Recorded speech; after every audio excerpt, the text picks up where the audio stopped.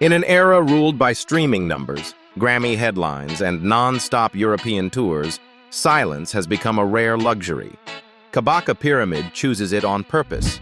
While the global music industry moves fast and loud, his life unfolds inside a calm, unpretentious home in Kingston, far from flash, close to thought. Often described as thinking man's reggae, Kabaka's music values reflection over spectacle.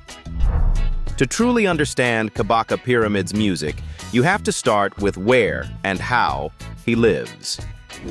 Born Karen Salmon on April 19, 1985 in Kingston, Jamaica, Kabaka Pyramid grew up in neighborhoods like Hope Pastures, places where sound systems, schoolyards, and street conversations quietly shape identity. Long before stages and festivals, his relationship with music started at home. As a child, Kieran would rewrite the lyrics of popular songs and record them on his mother's tape recorder. It was playful at first, almost accidental. But those early experiments taught him something crucial. Words could be reshaped, reclaimed, and made personal. By high school, hip-hop had taken over completely. Kabaka wasn't drawn to surface-level rap. He gravitated toward lyricists who treated verses like weapons of thought. Cannabis, Nas, Mos Def, Black Thought, and members of the Wu-Tang Clan. He walked the school grounds reciting bars, writing notebooks full of verses, obsessing over structure, cadence, and meaning. With friends, he began experimenting with beat making and sampling, turning his family's living room into a makeshift studio. After graduating in 2002, Karen moved to Fort Lauderdale, Florida, where his focus on hip-hop deepened. It was during this period that he adopted the name Kabaka Pyramid. Kabaka, a Ugandan royal title paired with pyramid, a symbol of ancient Egyptian knowledge and preservation. The name wasn't branding. It was a thesis statement. Africa, history, power, and memory would sit at the center of his music from that point forward. His earliest mixtapes leaned heavily toward rap, but around 2007, a shift began. Collaborations with the band Bebel Rock pulled reggae rhythms into his sound. At the same time, Kabaka's growing connection to Rastafari reshaped not just his music, but his worldview. His lyrics slowed down, sharpened, and turned inward, less about proving skill, more about confronting mental slavery, cultural loss, and responsibility. A major turning point came in 2011 when he recorded the Rebel Music EP at Protoje's home studio. The project positioned him within Jamaica's emerging reggae revival, but Kabaka stood apart. His delivery was still rooted in hip-hop logic, dense, argumentative, unapologetically intellectual. Then came the meeting that changed his trajectory. Collaborating with Damian Marley on Well Done opened a new chapter. Damian didn't dilute Kabaka's voice, he amplified it. That partnership led to Contraband in 2018 and later The Calling in 2022, both recorded with precision, patience, and purpose.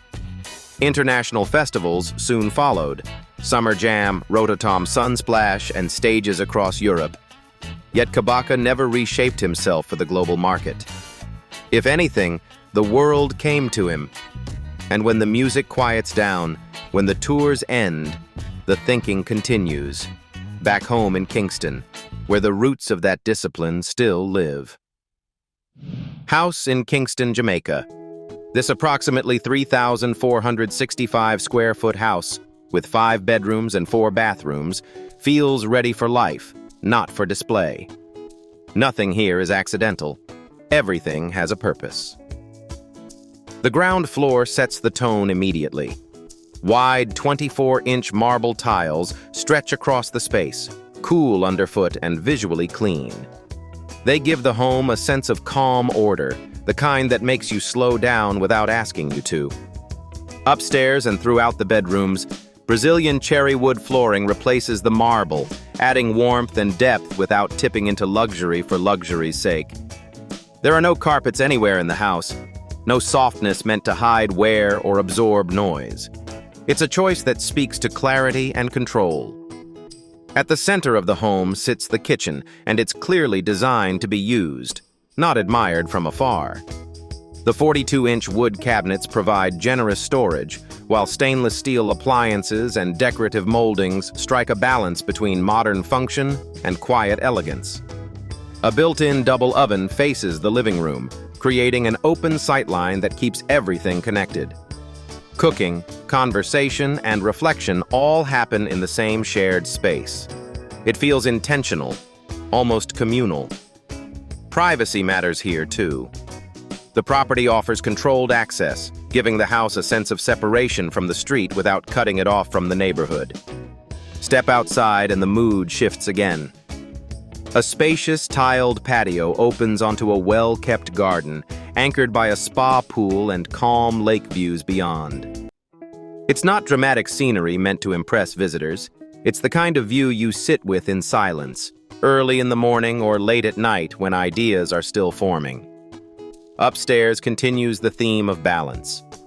4 bedrooms are laid out alongside 3 bathrooms, one on each floor, making the home functional for family life without feeling crowded. A dedicated laundry room keeps daily routines efficient, reinforcing the sense that this is a working household, not a showroom. The loft upstairs may be the most revealing space of all. It's flexible by design. One day it's for workouts. Another day it becomes a writing zone, a study area. Nothing is locked into a single identity. What defines this home most clearly is what it avoids.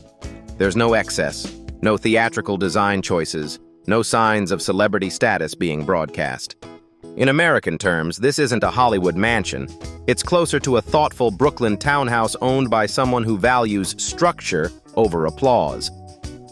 The house mirrors the music, grounded, disciplined, and built to last. And with that foundation firmly in place, the conversation naturally turns to the next question. How does this mindset translate into income? And how does conscious music pay the bills? Income and net worth. As of today, his estimated net worth sits at around $3 million, built not through viral shortcuts or industry gimmicks, but through consistency, credibility, and respect earned over time. The foundation is his music catalog. From early projects like the Rebel Music EP in 2011 to defining singles such as Well Done, Contraband, and Warrior, Kabaka steadily grew an audience that valued lyrics as much as rhythm. That long-term approach paid off in a major way with The Calling, 2023, an album that earned him a Grammy and permanently elevated his global profile. Financially, the numbers tell a story of stability rather than spikes. Reports suggest Kabaka earned approximately $283,900 in 2019, followed by $254,500 in 2020, with projected annual earnings in the $251,000 to $325,000 range during that period. These figures come primarily from music-related income, album sales, digital downloads, and increasingly, streaming royalties. Streaming has become a reliable engine rather than a gamble. Platforms like Spotify, Apple Music, and Tidal continue to introduce his music to new listeners, especially in Europe and North America, where conscious reggae has found a renewed audience. His catalog doesn't chase trends, which gives it longevity. Listeners return to it, not just pass through it. Touring is the second major pillar. Like many reggae artists, Kabaka's real financial strength lies on stage. European festivals, African cultural events, and intimate venues across the Americas form a steady touring circuit. These performances generate direct income through guarantees, ticket splits, and merchandise, while also reinforcing his reputation as a serious live performer, not just a studio voice. What stands out is what he hasn't done. There's no heavy reliance on endorsements, flashy brand deals, or over-commercialization. And that raises the next question naturally. When purpose drives profit, how does success turn into responsibility? That's where Kabaka Pyramid's philanthropy begins. Philanthropy. For Kabaka Pyramid, philanthropy isn't a separate chapter from music. It's built into the same structure. Rather than creating a heavily branded personal foundation, Kabaka aligns himself with trusted, community-rooted groups that already understand Jamaica's needs.